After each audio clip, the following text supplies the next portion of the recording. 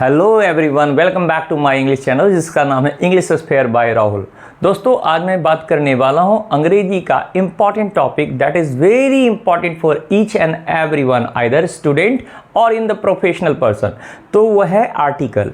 Article क्या होते हैं अंग्रेजी में? आर्टिकल को हम सभी डिटरमिनर्स के नाम से भी जानते हैं। हाँ, वही डिटरमिनर्स जो कंफ्यूज करता है अपनी साउंड से। तो आइए ज़रा देखें यहाँ पे डिटरमिनर्स और आर्टिकल क्या है। तो आर्टिकल को हम कितने भागों में बांटते हैं? आर्टिकल को हम दो भागों में बांटते हैं। एक है नंबर 1 पे डेफिनिट या डेफिनिट आर्टिकल, दूसरा है इनडेफिनिट, दूसरा है इनडेफिनिट। और डेफिनिट आर्टिकल कौन है? डेफिनिट आर्टिकल यानी आर्टिकल की संख्या कुल 3 है, लेकिन इसके 2 भेद होते हैं। वह है एक डेफिनिट आर्टिकल, दूसरा इनडेफिनिट आर्टिकल। अब डेफिनिट आर्टिकल, इनडेफिनिट आर्टिकल यानी 3 को अगर हम इसमें पार्टेड करते हैं तो डेफिनिट में द आता है और इनडेफिनिट में अ और अन आता है। अ और एन। यस, अब इसके यूजेस को हम पढ़ते हैं। इसके यूजेस बहुत सारे हैं।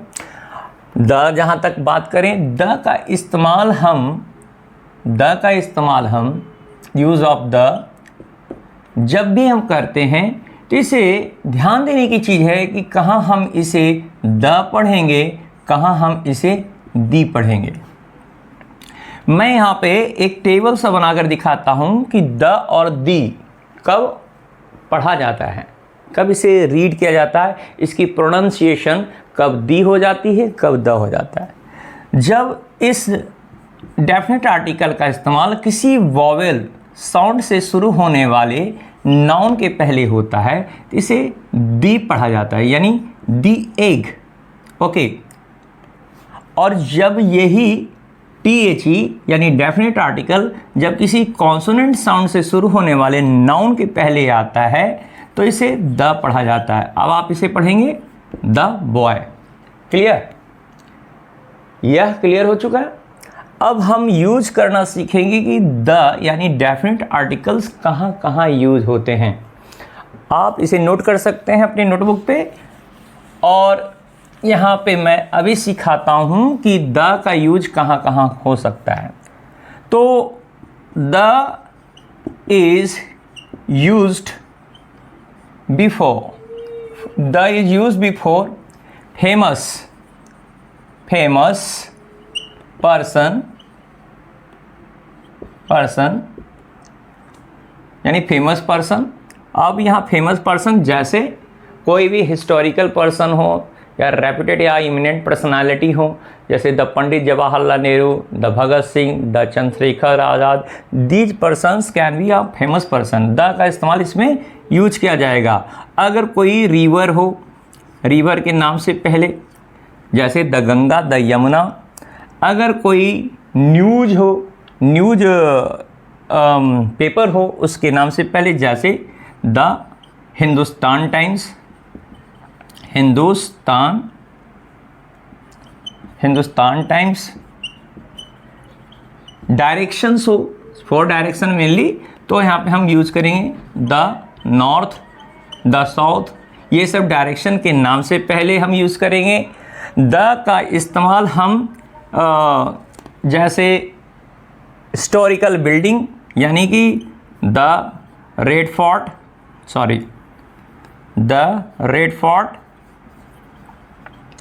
लाल किला जैसी कई बिल्डिंगें हैं, द कुतुब मीनार, द ताजमहल। आप उनके नाम से पहले द का इस्तेमाल कर सकते हैं। तो द के बहुत सारे सेवरल यूजेस हैं। हाँ, एक चीज़ और बात, the can not be use before the material noun. ये बात आती है क्वेश्चन, कई बार जो है लोग कंफ्यूज हो जाते हैं, द का इस्तेमाल हम मटेरियल नाउन से पहले करें कि ये नहीं। तो मैं एक एग्जांपल दिखाता हूँ आपको। क्या द का इस्तेमाल हम मटेरियल नाउन से पहले करें? जैसे यहाँ मैंने कहा आग गर्म होता है। यह यूनिवर्सल ट्रूथ है, आग सचमुच में गर्म होता है, इसका नेचर गर्म है। तो हम यहाँ नहीं लिख सकते हैं कि the fire is hot. Okay, the लिखना यहाँ पे गलत हो जाएगा, ठीक। क्यों? क्योंकि fire is consider as material noun. लेकिन अगर यही कोई मटेरियल, जैसे कि मैंने कहा झारखंड का कोयला अच्छा है या अच्छा होता है, तो आप इसे कैसे ट्रांसलेट करेंगे? यानी कि जब कोई मटेरियल नाउन किसी स्पेसिफिक प्लेस से, है ना, रिलेट करता हो, संबंध रखता हो, तो हम उसके आगे द का यूज करेंगे। जैसे लिखेंगे the coal of Jharkhand, the coal of Jharkhand is good. यानी आप यहाँ पे देख सकते हैं कोयला किस स्टेट से या किस जगह से संबंध रखता है, झारखंड से। तब मैंने कोल के आगे द का इस्तेमाल किया। This is correct sentence, this is incorrect sentence. अब आपने सीख लिया कि द का इस्तेमाल मटेरियल नाउन में कहाँ होता है। अब बात करते हैं अ और अन का।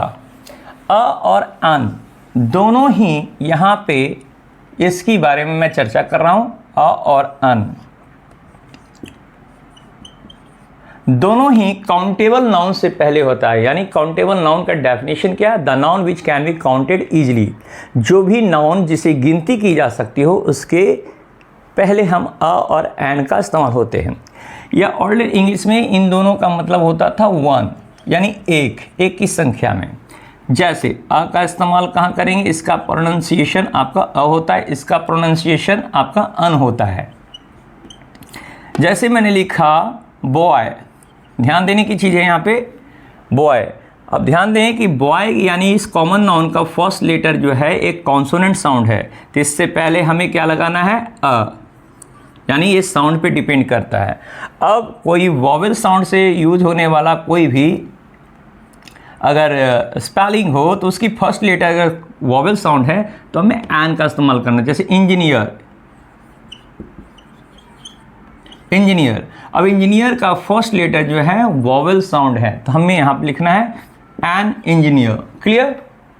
उसी तरह से आप इसमें भी ध्यान देंगे कि अगर किसी भी नाउन का फर्स्ट लेटर, और वो नाउन ध्यान रखें, वह नाउन अगर काउंटेबल हो यानी गिनती करने लायक हो, जिसकी गिनती पॉसिबल हो, तो उसके आगे हम कॉन्सोनेंट साउंड से पहले अ का इस्तेमाल करेंगे।